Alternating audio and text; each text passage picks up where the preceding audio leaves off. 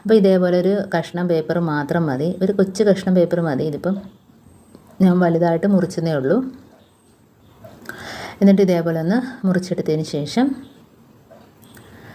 നമ്മൾ ആ പേപ്പറിനകത്തോട്ട് നൂല് വെച്ച് കൊടുക്കുക വേണ്ടത്.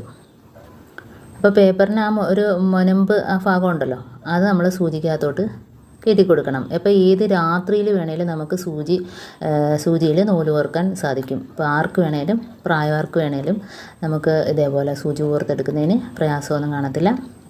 അപ്പോൾ ഇതേപോലെ ഒന്ന് തുമ്പ് ഭാഗം ഒന്ന് സൂചിക്കകത്തോട്ട് വെച്ച് കൊടുത്താൽ മതി. എന്നിട്ട് പേപ്പർ വലിച്ചെടുക്കുക. അപ്പോഴത്തേനും നമുക്ക് നൂല് അതിനോടൊപ്പം തന്നെ കിട്ടും. അപ്പോൾ അതിനുശേഷം നൂല് ആവശ്യത്തിന് നമുക്ക് വലിച്ചെടുക്കുകയും ചെയ്യാം.